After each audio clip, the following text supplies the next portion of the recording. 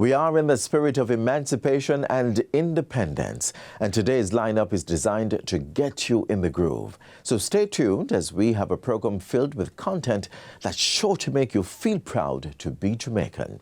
I'm Adrian Atkinson, and you're watching Jamaica Magazine. It's great to have you with us for today's show. Confidence, that's a flex. Style, that's also a flex.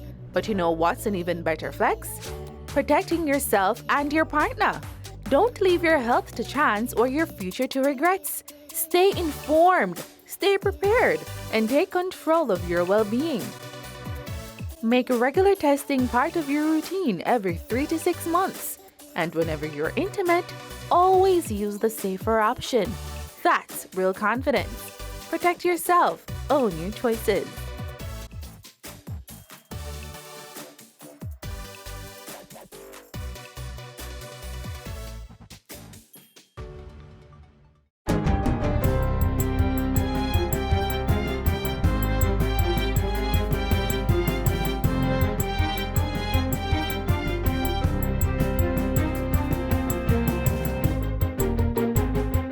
Good day, I'm Lisa Rowe, and this is your JIS News for Wednesday, July 29, 2026.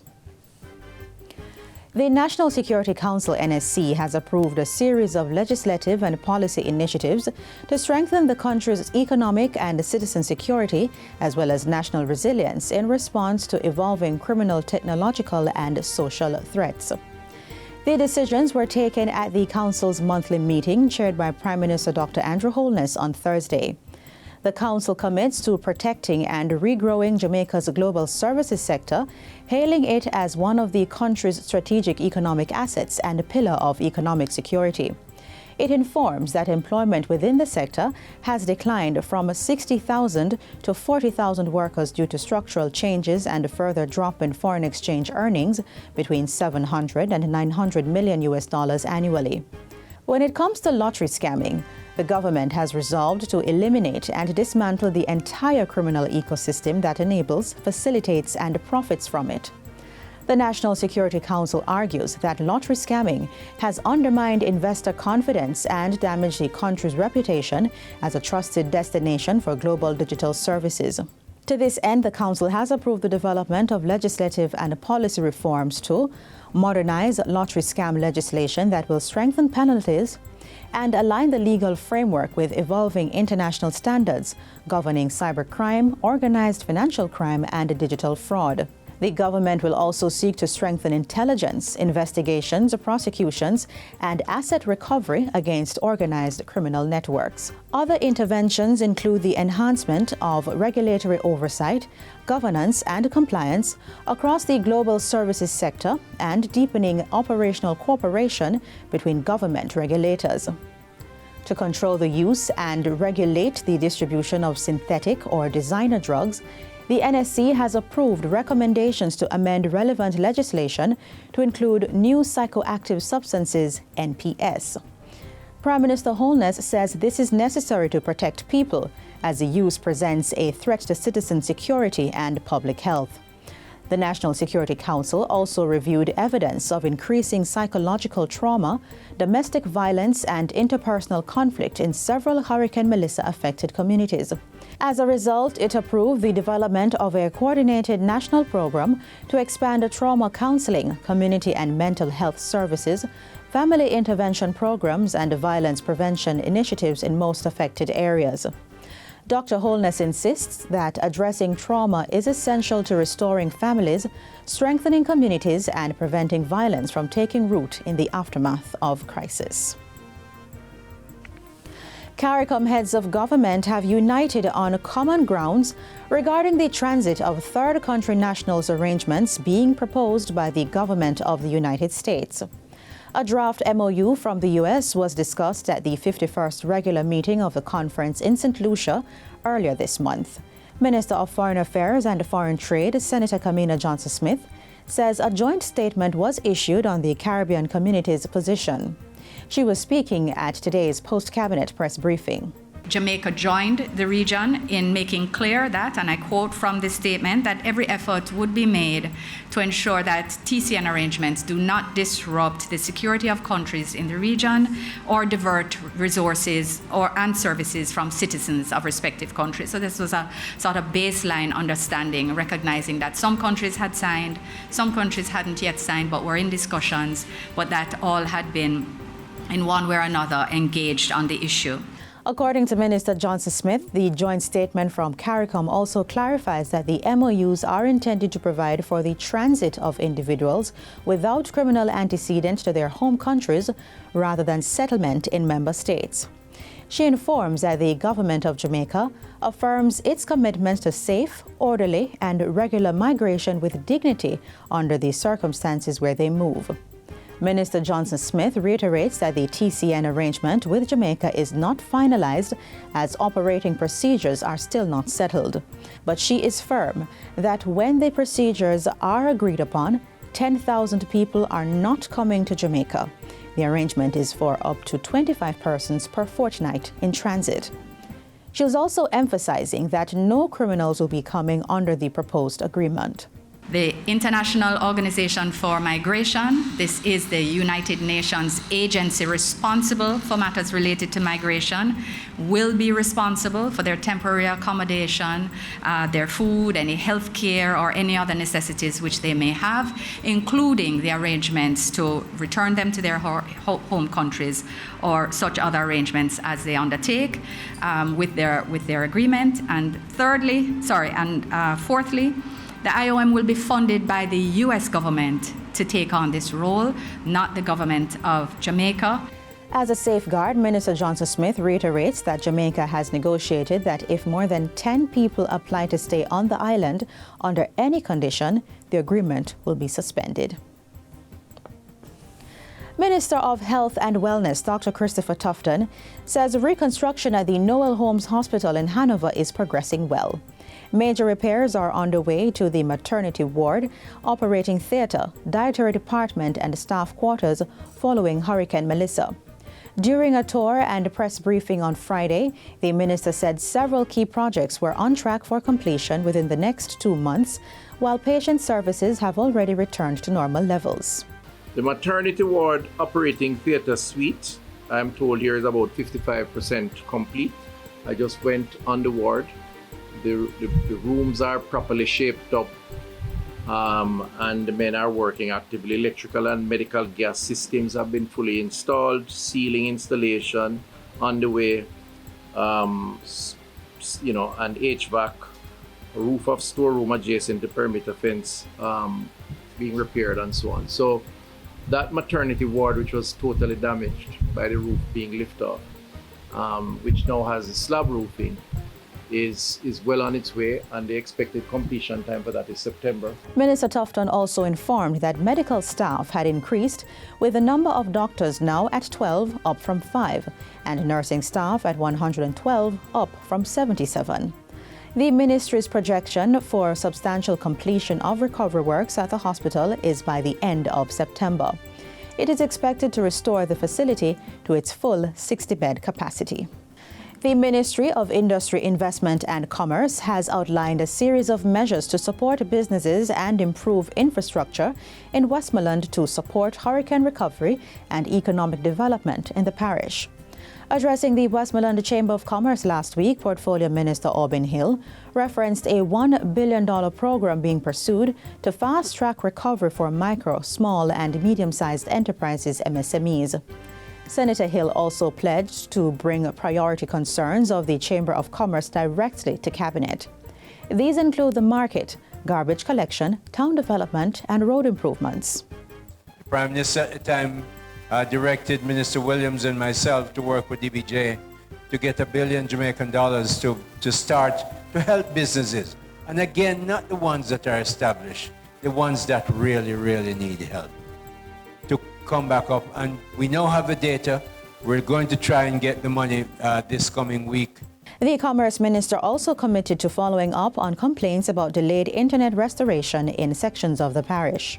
Draft a letter to Mr. Price and tell him I was down here representing the Prime Minister at the Chamber And one of the acid claim is that Flow has not been able to replace internet.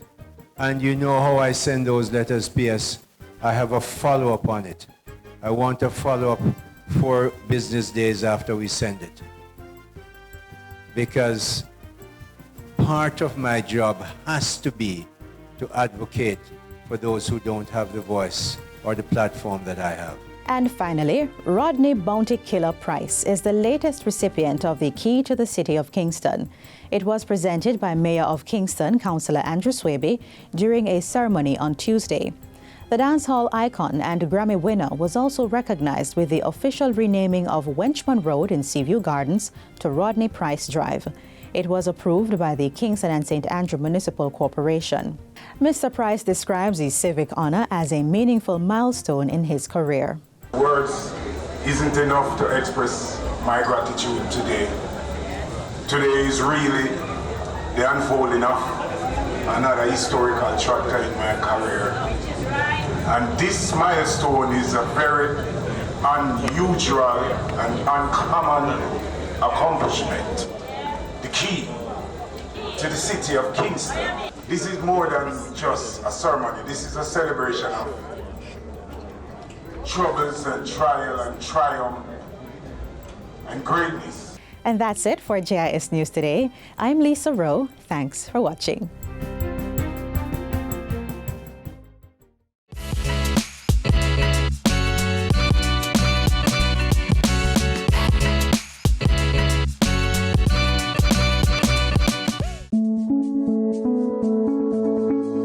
After every natural disaster, our farmers tend to focus on crops that they are able to reap in a short period of time. What usually happens as a result of this is that they end up with a glut. So our tip for our farmers is to be mindful of your long-term goals, and you should also diversify whatever it is that you are producing to ensure that you have a sustainable plan in the future. The countdown is on. With the Denbigh Agricultural, Industrial and Food Show set for July 31 to August 2, now is the perfect time to relive some of the highlights from last year's staging and discover why thousands of Jamaicans make Denbigh a must-attend event every year.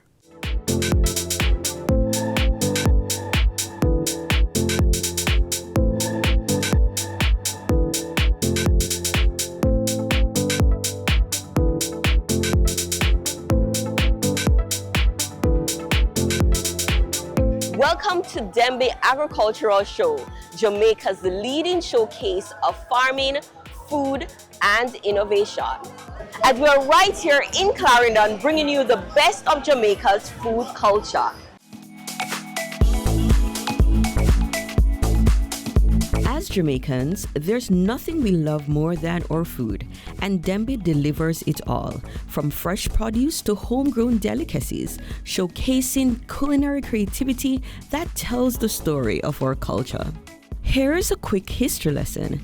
The Denbigh Agricultural, Industrial and Food Show is one of the island's longest running and most celebrated farming events. It was created to showcase Jamaica's rich agricultural heritage, promote best farming practices, and foster community among farmers and agricultural enthusiasts. People return year after year because the show is more than just a competition. It's a celebration of hard work, tradition, and an illustration of our deep connection to our food. I am here supporting the Denbigh Agricultural Show with the cane juice, just natural cane and ginger. No sugar added, no preservative, no water. As you can see, the name of the juice is Just a Juice Cane Juice with just a juice it and spatting. So it's just a juice cane juice in the Denbigh showground coming from St. Elizabeth, and we want the people all over Jamaica and the world to come and enjoy Jamaican product. From the refreshing sweetness of fresh cane juice to creative twists like Otaiti apple wine born straight out of St. Elizabeth, Denbigh has a treat for all taste buds. Wine is just grape, really, that come from overseas, and we have a lot of exotic and nice fruits here in Jamaica. So we decided to run an experiment on a few of them to see how they would come out. And then we did a little market research using agricultural shows across the island, and persons were very receptive and they return year after year to seek the produce. So because of that now, we just decided that it makes full sense to turn it into a business. If you have a product that is locally made, that means before you get to any other market, you would want the local people to have it, right? So coming to shows like Denbigh, where you have a wide range of customers to interact with, you make market linkages. You never know who you might meet. And I ended up meeting... My name is Nishanel Vernon. I am an young entrepreneur. I am here with the St. Elizabeth Pavilion, and I am a baker. I specialize in cheesecakes. I currently have 16 different flavors of cheesecakes and cakes. I am also a farmer, and I grow my own strawberries, as you can see over there. And we cannot speak on food without these traditional delicacies. Of course, no Denbigh visit is complete without a stop for that smoky, irresistible jerk. And you know I had to get my own. Now a visit to see farm animals. Jamaica's relationship with livestock stretches back to the 15th and the 16th centuries, when European settlers brought cattle, sheep, goats, pigs, and horses to feed plantation workers and local communities. Today, modern breeding, veterinary care, and improved farm management have transformed the sector. Today we have full-bred boar and Sawney. Sawney's are for milking and meat. Nubians are also milking and meat, and also for studs. We keep them on slotted floors, so keep away from germs. We inspect them, make sure they don't have a fungus on them or anything out of the norm. And if you need more help with your farm animals, join the Small Ruminants Association of Jamaica. It's a group organization for small farmers who are just getting into it. We have a group where we help each one help one. Denbigh isn't just about tradition, it's also about innovation. As you look around in the booth, you're seeing that we are showcasing technologies in agriculture. We are showcasing agricultural produce, agro-processing as one of our key areas. And of course, we have a food diversification hub. In our technology area, we have a hydroponics unit where we are showing how you can produce crops using water as the medium for growth. We also have an aquaponics unit where we show a system where we can produce fish and crops in the same system. The Heart NSTA Trust was on hand for Denbigh 2025 to showcase how farming is evolving with AI, robotics, and renewable energy. This year, Heart is focused on the future of agriculture. So we bring across today a number of technologies showcasing how we can infuse technology into farming. We want persons to recognize that the future of farming in Jamaica will include AI, it will include robotics, it will include photovoltaic and renewable systems. And here, we're showcasing that today. Denbigh, it's the heart of Jamaica's food, farming, and innovation, happening year after year.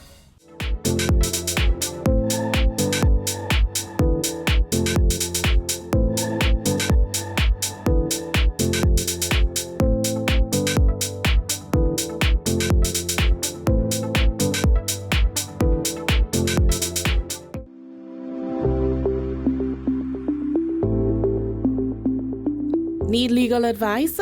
The Ministry of Justice and Constitutional Affairs has you covered.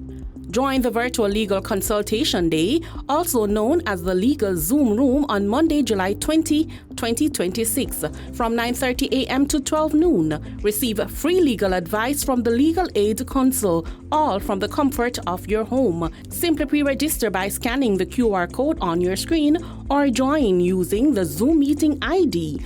870-6667-0613. For more information, call 888-JUSTICE. Visit www.moj.gov.jm or follow at MOJOfficialJM. Get the legal advice you need. Register today and don't miss this free opportunity.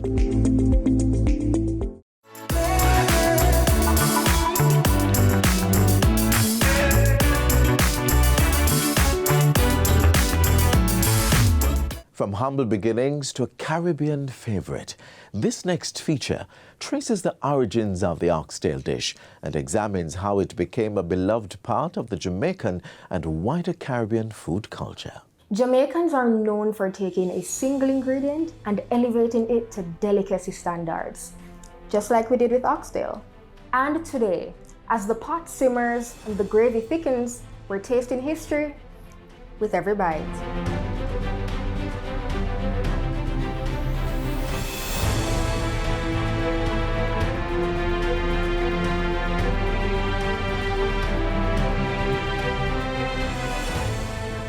For generations, Jamaicans have been indulging in this delicacy.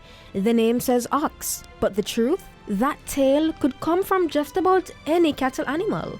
We all know it and love it, but do we know where it's from? What I say? British. Like, it's a British cuisine. We don't really know where oxtail come from, but wherever it come from, a Jamaica #1 dish, especially with the gungo and rice and peas. We turn now to the Jamaica Cultural Development Commission for the history on this flavorful meat. The history of oxtail would drag us right back to the transatlantic slave trade, when the slaves were coming to the Caribbean, and on the plantation they would have been given the less desirable cut of meat, the offal, the tripe, the tail, because the oxtail, for example, it takes a long time to cook. So because the slaves are such resilient persons, they would take the oxtail and, from the African and the Maroon heritage, they do a lot of stews. And why stew? When you have a big family, when you don't have choice cuts of meat, then you have to devise ways to ensure that all family members can eat and taste something that's delectable. So in Jamaica, we do that with stew, and it's cooked down nicely and served with broad beans in there. The slave masters, the owners, when they would have tasted a little bit of the bold flavor, they realized, what they were missing and not having oxtail. Once considered scraps, oxtail is now one of Jamaica's most prized meats, thanks to our ancestors' resourcefulness and culinary skills. Beyond its bold flavor, oxtail is packed with nutrients, rich in protein, B vitamins for energy, iron for healthy blood, zinc for immunity, collagen for joints and skin, and phosphorus for strong, healthy bones. So the tail is cut in rounds, all right? When you do cut them in rounds, you have to trim, because oxtail have a lot of fat. So we trim the fat, and then we're going to wash. We wash the meat, and we ensure that we don't have a lot of water in there.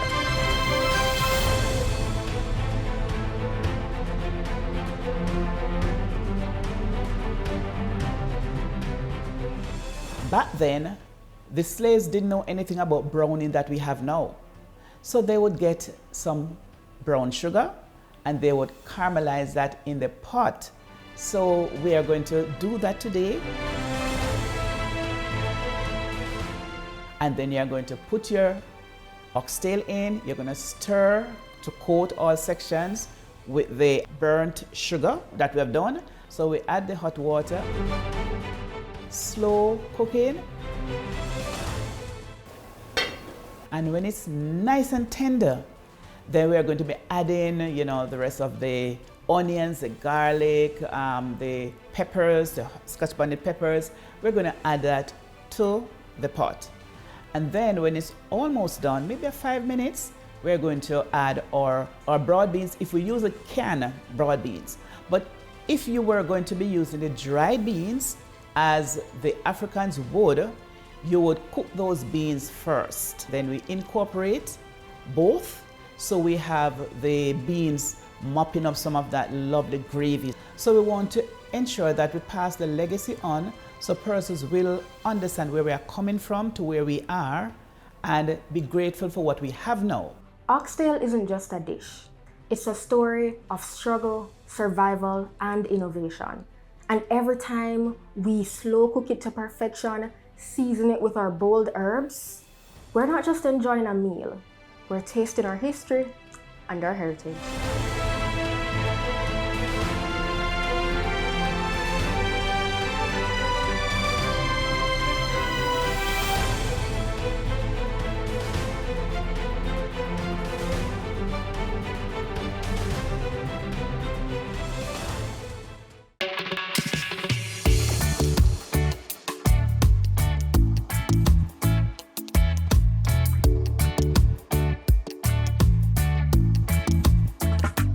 When you think of Jamaica, the first thing that comes to mind is the people. But what is it about us? What makes us truly Jamaican?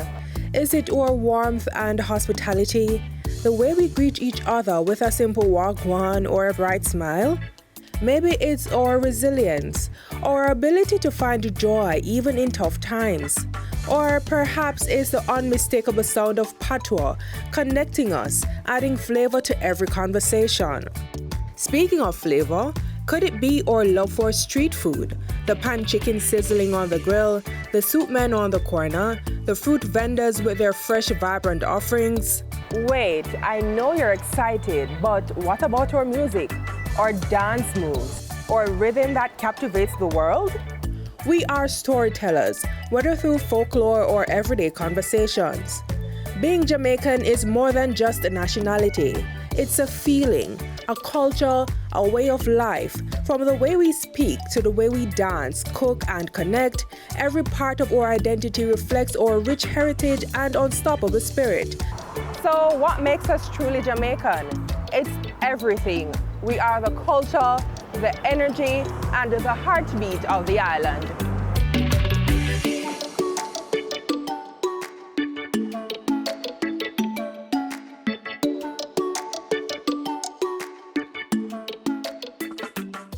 We're at the end of today's show, but be sure to join us again tomorrow for another lineup geared towards providing you with information on the government's policies and initiatives for building a better Jamaica. You may visit our website in the meantime at jis.gov.jm to rewatch this show or to catch up on the others we have on the site. I'm Adrian Atkinson. On behalf of the entire team here at the JIS, thank you so much for watching and have yourselves a great afternoon.